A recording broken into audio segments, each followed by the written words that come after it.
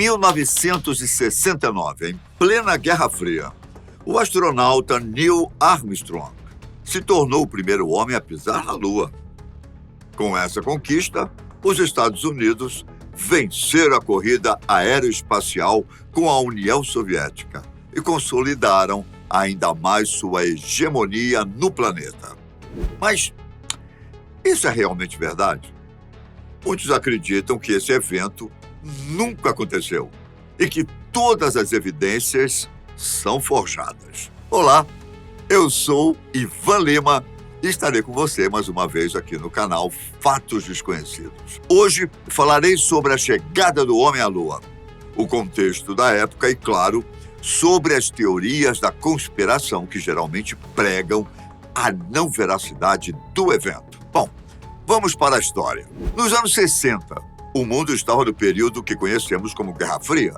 Naquela época, Estados Unidos e União Soviética batalhavam pela hegemonia do globo, disputando a influência em outros países, divergindo em suas ideologias e correndo incansavelmente para ver quem tinha o maior avanço bélico e tecnológico.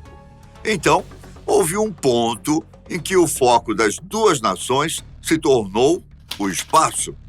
Quem chegasse lá primeiro, ou de maneira mais efetiva, venceria essa tal corrida aeroespacial e, por isso, ficaria na frente na hegemonia mundial. Pois bem, a União Soviética largou na frente. Yuri Gagarin, astronauta russo, foi o primeiro cosmonauta da história, ou seja, o primeiro homem a ir ao espaço. Os Estados Unidos, com certeza, sentiram o impacto dessa conquista soviética e, portanto, passaram a investir muito no próprio programa espacial. O presidente John Kennedy disse que queria, para sobrepujar a União Soviética, um homem na Lua antes mesmo do fim da década. O foco no assunto foi tão grande que a Administração Nacional da Aeronáutica e Espaço, a NASA, tinha um orçamento praticamente ilimitado na época. E a partir daí os Estados Unidos conseguiram avançar cientificamente de maneira assombrosa, principalmente na microeletrônica. Foi com esses avanços que ocorreu a conversão em miniatura dos equipamentos eletrônicos necessários para a missão Apollo. Não é à toa que empresas como Microsoft, Apple, Google e outras são dos Estados Unidos. Em julho de 1969, o dia finalmente chegou. 3 astronautas norte-americanos embarcaram em uma jornada que teria como destino a Lua. Neil Armstrong pisou em nosso satélite e proferiu a famosa frase: "Um pequeno passo para um homem, mas um grande passo para a humanidade." Assim, os Estados Unidos praticamente venceram a corrida aeroespacial contra a União Soviética, que começou a derrocar. Ao longo de toda a história da humanidade, somente 12 homens tiveram o privilégio de pisar sobre a superfície da Lua.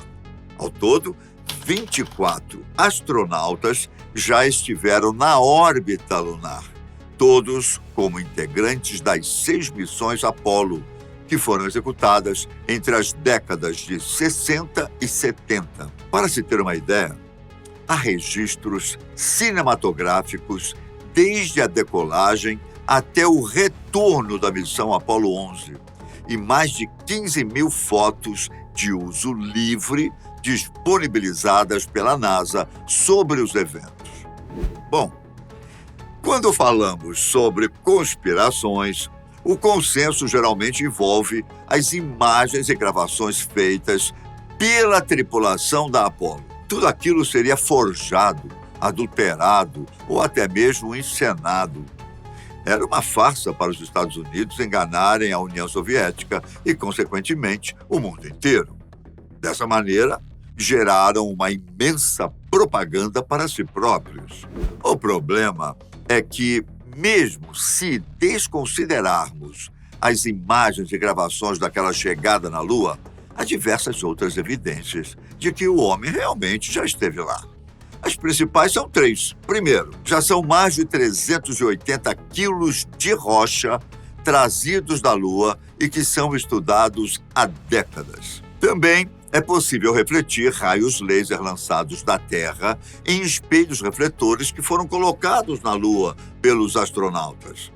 Além disso, há imagens dos locais onde ocorreram os pousos, registradas pelo Orbitador de Reconhecimento Lunar da NASA. Bem, vamos para as explicações um pouco mais detalhadas. Na Lua, não há atmosfera como aqui na Terra, ou seja, uma pegada na superfície do satélite não sofreria com constantes intempéries da atmosfera e, por isso, rastros e marcas poderiam ser vistas por muito tempo depois de serem feitas. Graças a equipamentos atuais, é possível, sim, ver essas marcas. O Orbitador de Reconhecimento Lunar, lançado pela NASA em 2009, é uma espaçonave robótica que orbita a Lua a mais ou menos 73 quilômetros de distância da superfície em média. Ela produz fotos de alta qualidade e que são capazes não só de mostrar as pegadas, mas também de encontrar recursos minerais. Em algumas fotos, é possível ver diversos objetos e materiais que foram deixados pelo homem na superfície lunar. Dentre eles estão o módulo lunar da Eagle, um retrorefletor, um sismômetro e até mesmo uma câmera. Claro que também é possível ver as marcas deixadas pelo primeiro pouso de uma espaçonave na Lua. Um fato engraçado é que, apesar de muitos falarem do adultério e da forja das imagens da chegada à Lua, em 1969, a maioria das tecnologias de falsificação de imagem e vídeo sequer existiam. O Photoshop, por exemplo, saiu apenas nos anos 90. Na época em que as imagens e os vídeos das missões Apollo foram divulgados, não existiam computadores como os de hoje, capazes de analisar a trajetória das partículas de pó que eram ejetadas da superfície da Lua pelos astronautas ou até mesmo pelos veículos lunares. Atualmente, ao analisarmos as antigas gravações, é possível perceber que a trajetória das partículas são parabólicas. E o que isso quer dizer? Quer dizer que elas reagem como se estivessem no vácuo, livres de forças dissipativas, como o atrito do ar. Basicamente, as partículas reagem como se estivessem no espaço e não na Terra. Seria possível reproduzir isso aqui? Bom, muito difícil. Seria necessário fazer uma câmara de vácuo maior do que qualquer uma que já existiu até hoje. E estamos falando dos anos 60. Além disso, com os computadores atuais, é possível calcular a força da gravidade exercida nessas partículas de pó na superfície da Lua. Os cálculos resultam exatamente na quantidade esperada para o satélite, cerca de 1,62 metros por segundo ao quadrado. Hoje, conseguiríamos criar um vídeo desses com computação gráfica, mas em 1969 era impossível. Você lembra que eu mencionei espelhos refletores? Eles foram instalados por astronautas das missões Apollo 11, 14 e 15 e são capazes de refletir a luz de volta à fonte emissora com alta precisão. Inclusive, através desses feixes emitidos por vários locais ao redor do planeta, é possível medir a distância da Terra até a Lua. Pois bem, seria impossível essa reflexão se os homens não tivessem ido à superfície lunar e colocado os refletores. Mais uma evidência que comprova a aterrissagem de Neil Armstrong na Lua.